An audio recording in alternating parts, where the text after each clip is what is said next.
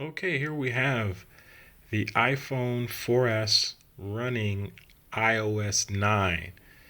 Now, this is an old phone. This phone was released, if I'm not mistaken, in late 2011. Here we are now in 2015, and it's still eligible for the newest version of the iPhone operating system. Prior patterns by Apple is that they gave you like 4 years.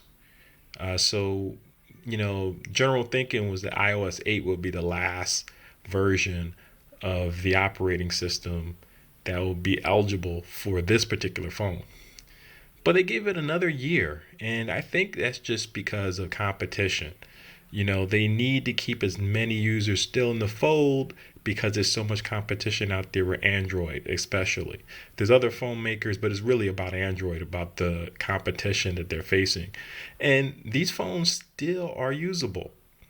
I don't use this one anymore because I upgraded to a newer phone, a mid-range phone that I'm actually using to record this. It's an Asus Zenfone 2. Yeah, I'm using an Android phone right now. I like a lot of the features of Android, but it's the price thing. I can get a mid-range phone that is pretty decently spec'd, not as great as a flagship, but still really decent. And actually, the barriers between mid-range and flagship are not as wide as they once were. So you can still really get a great experience. You can even get a great experience nowadays with a cheap budget or ultra budget phone under $100. Not going to be as great as a mid-range or a flagship, but still you can get a decent experience. Really like this phone. I might even still be using it, except this is a CDMA phone. And now the one funny thing about this phone, even though it is CDMA, apparently when Apple released this phone out, they used to previously have two versions, a CDMA version of their phones and a GSM version.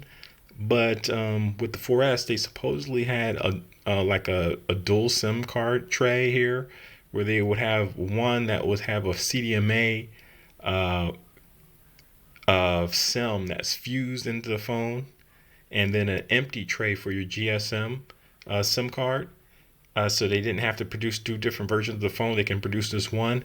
Although this particular carrier that I went with this CDMA, that GSM SIM card tray that supposedly is empty, they locked it anyway. Even though it's empty, they locked it, so you don't have the ability to utilize that for anything.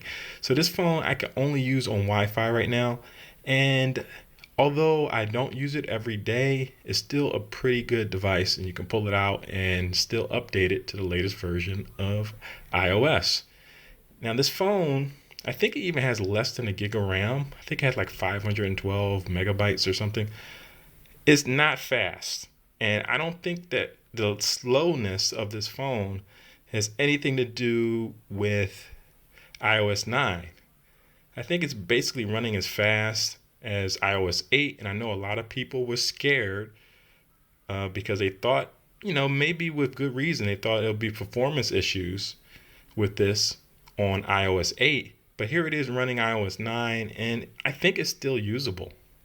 I think you're not going to have great speeds with this phone. I don't know, no matter what version you're using, because it is so old. I mean, this is 2011 technology. Everything is just improving so much by leaps and bounds that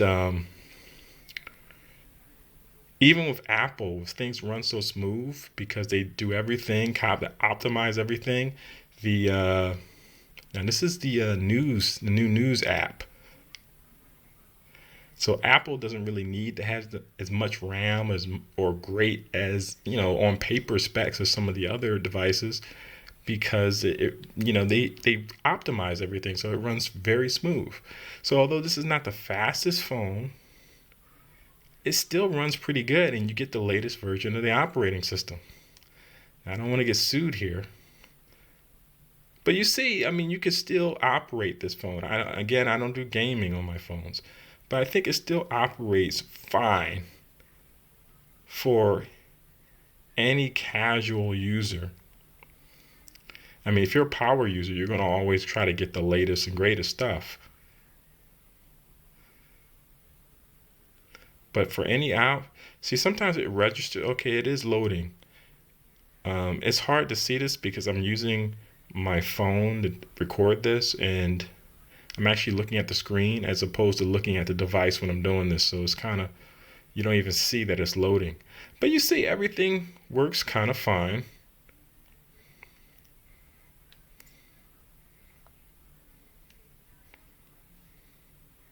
Hello, Siri. Hello, Siri. Can she hear me? What is the weather in Barcelona? What's that again? What is the weather in Barcelona? I don't think she can hear me. I'm talking. What is the weather in Barcelona? Is this a bug? What is the weather in Barcelona? Oh, okay. I'm Here's the weather for Barcelona, Spain between today and September 27th, actually 2015. actually I don't think that was a bug. It's just that I'm recording this, and the phone that I'm using to record this is blocking the iPhone 4S. So actually I wasn't able to, it was masking my voice. So actually everything is perfectly fine. And hey, if you do, or if you're still using the 4S, if you're still hanging in there, and you might want to just hang in there because they're not apparently going to make any iPhones this size again.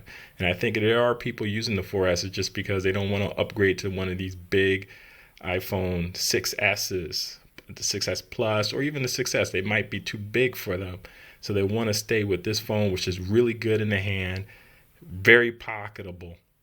And look, it still works really well with the latest version of iOS. You just don't have Apple Pay and no fingerprint. What do they call it on Apple?